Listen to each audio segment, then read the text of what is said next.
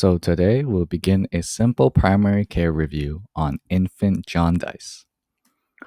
The normal serum bilirubin concentration in the children and adults is less than 1 milligram per deciliter. Unconjugated hyperbilirubinemia is the usual cause of infant jaundice. Conjugated hyperbilirubinemia is usually caused by intrinsic liver dysfunction.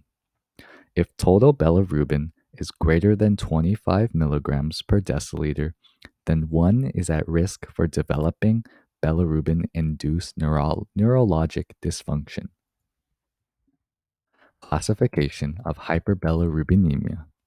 Conjugated hyperbilirubinemia is defined as serum conjugated bilirubin concentration of greater than 0.5 milligrams per deciliter and total bilirubin at greater than 1.0 milligrams per deciliter.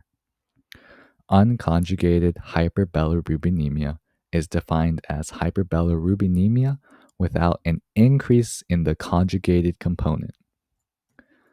Newborn jaundice. Newborn jaundice is defined as bilirubin levels that rise above 5 milligrams per deciliter within the first few days after birth. There are two types of newborn jaundice: pathologic jaundice and physiologic jaundice. Physiologic hyperbilirubinemia.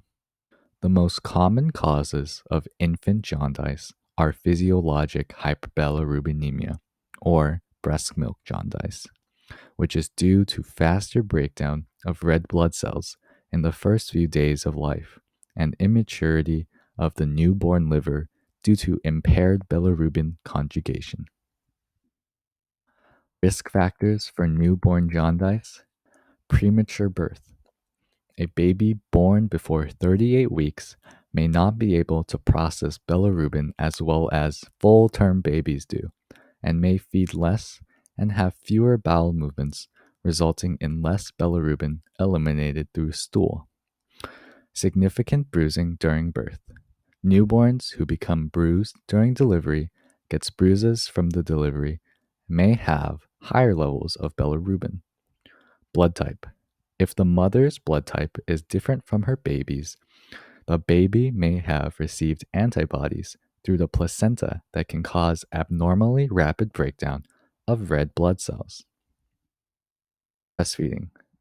Breastfed babies, especially those who have not been getting enough nutrients from breastfeeding, are at higher risk of jaundice. Race. The babies of East Asian ancestry have an increased risk of developing jaundice. Clinical evaluation. History. The age of the onset, history of inherited disorder such as liver disease or hemolytic disorders, racial or ethnic origin, history of medication such toxic exposure, dietary history, which includes appetite, feeding, and carotene intake, and lastly, travel history. Physical examinations.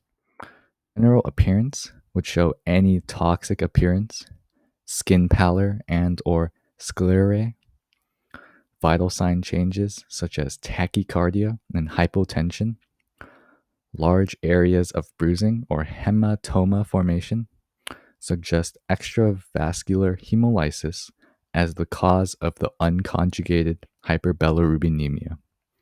Abdomen, hepatomegaly, or liver tenderness suggests the possibility of hepatitis. Splenomegaly may indicate sickle cell disease or autoimmune hemolysis and may occur in systemic lupus erythematosus. Diagnostic tests include total serum bilirubin with fractionation, ALT and AST, CBC with reticulocyte count, and peripheral blood smear. Management. We would increase the intake of nutrition as a component of general supportive care for all infants to enhance bilirubin excretion. This includes an increase in human milk feeding, prevention of significant body weight loss, and enhancing maternal milk production. Formula milk may be needed if breast milk is not enough. Phototherapy is the intervention used to reduce total bilirubin levels. Exchange transfusion is, although a rare intervention, it is slowly used more now and is typically reserved for infants who are symptomatic, have severe hyperbilirubinemia with increasing total bilirubin, and have rapidly rising total bilirubin levels. Thank you.